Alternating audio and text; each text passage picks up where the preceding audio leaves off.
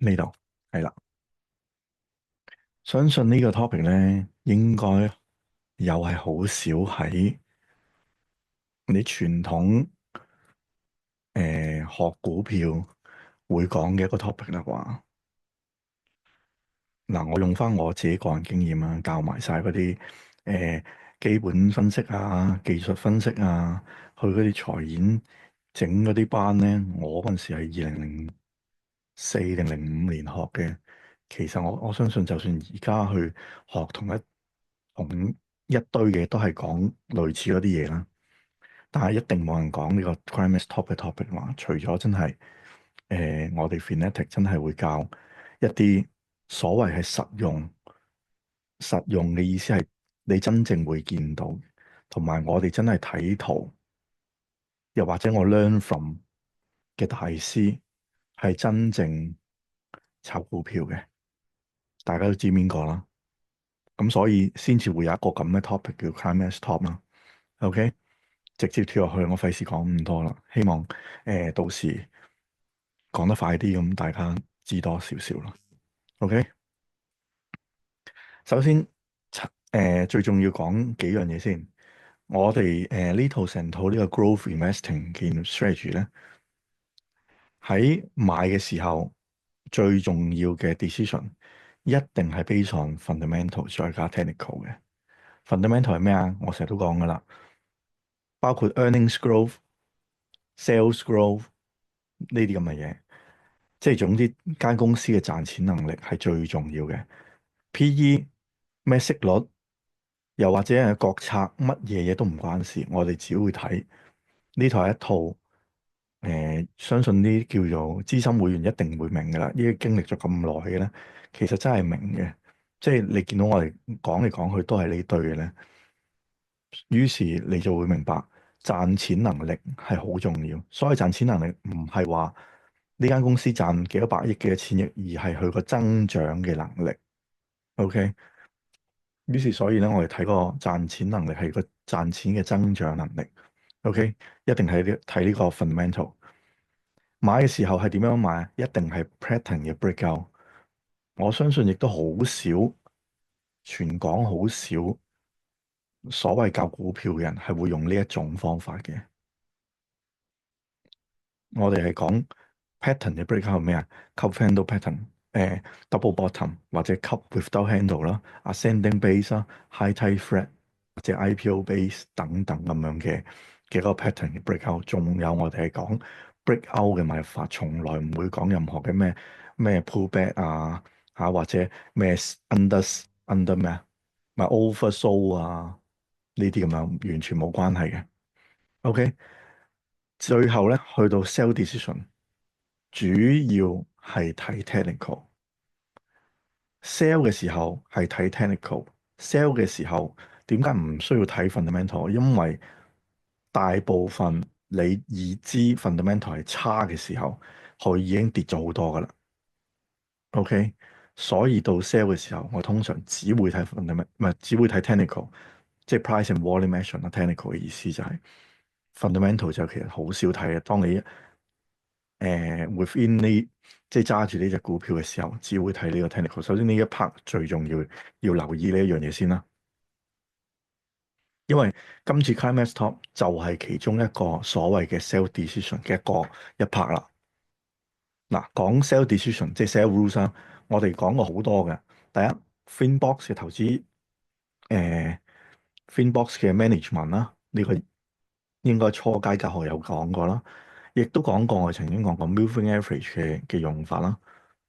change in trend 咧，即係個 trend 轉咗啦，呢個就好少講嘅，或者有機會我哋下次可以講下 upper channel line，都係唔係咁多講嘅，但係咧，我哋嗰陣時畫過幾條，應該其實我想講 upper channel line 呢一樣嘢咧，其實我都係最近5至7年先至明白點樣去畫，真正去明白畫呢一個 upper channel line 啦。咁早幾個禮拜畫過180嘅 upper channel line 啦，係咪？而今次 topic 咧就係講呢個 climax top 啦。呢啲全部都係 sell decision 嚟嘅。OK，應該好少人會講呢一種咁樣嘅 sell decision 題嘅嘢咯啩，因為通常大家學嘅，我 buy 嘅咧就係咩啊，黃昏之唔係咩射擊之星啊，定係咩早晨之星啊？我一 sell 嘅咧就我倒轉錘頭或者乜嘢啦，呢一種唔係我哋嘅一個 sell 嘅策略。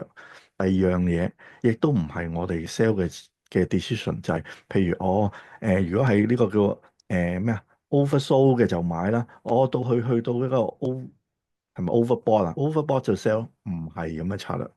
亦都話如果咁樣 cross 就 buy，另外再 cross 就 sell，都唔係我哋嘅策略，因為我都要講唔係咁簡單。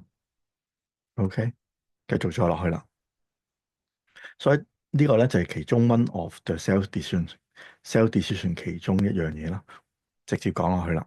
咁而家大家知道成個 overview of 呢一樣嘢，就真係講落去啦。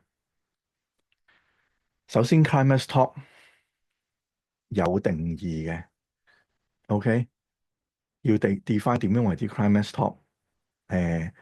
唔係大家見到嗱，因為咧呢一樣嘢咧，我就係 learn from 誒、叫做大師啦，真係 William J. O'Neill，OK。climax top 同埋 climatic action，話兩個字都有 climax 嘅喎，係兩個唔同嘅意思嚟嘅。OK，所以真係要明白呢一樣嘢。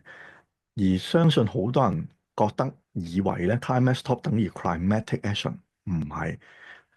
climax top 會有 climatic action，但係 climatic action 唔會引呢個 climax top，明唔明啊？呢個係一個好重要嘅一樣嘢。我初學嘅時候亦都完全 confuse 呢啲咁嘅嘢嘅，同大家一樣覺得 climatic action 咪等於 climax top 等於 climax 啊，咁樣啦。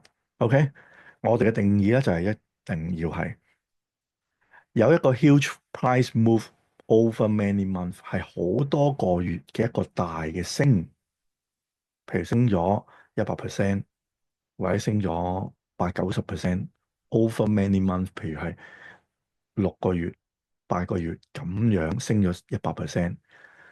OK，已經 extended from the last base，last base 意思唔係最後啊，即係之前嗰個 base 啊，明唔明啊？extended 啊，要大家明白啲英文字眼嘅意思啊。OK，就會出現呢一樣嘢啦。即係過咗咁樣之後，會出現嘅一啲現象咧，先至會係一個 climax top。所以如果一隻股票就咁，譬如好似9988啦，我話9988即係阿里巴巴，我唔知又好似接近底嘅時候直上咁樣，呢個係咪叫 climax top？No，佢有冇升 over many months 咧？冇，但佢係直升嘅。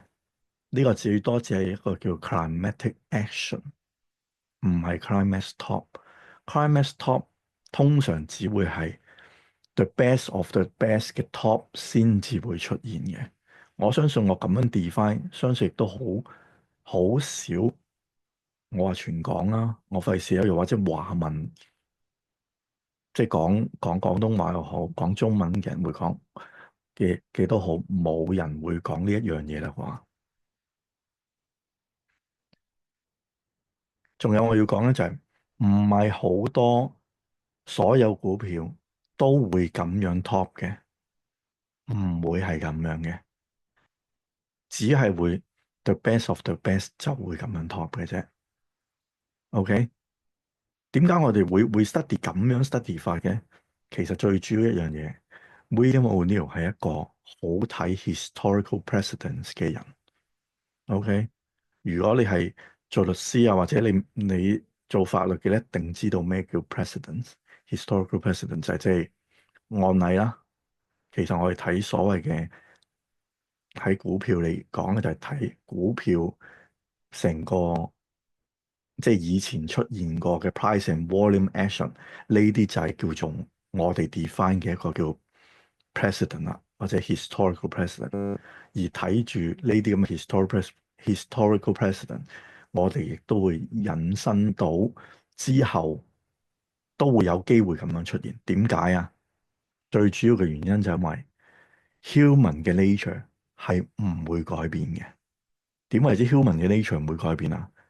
每一個人都會係即係炒股票都係受 greed and fear 所影響住嘅，除非呢個世界已經哇啲所有嘅人冇 greed 㗎啦，亦都冇 fear。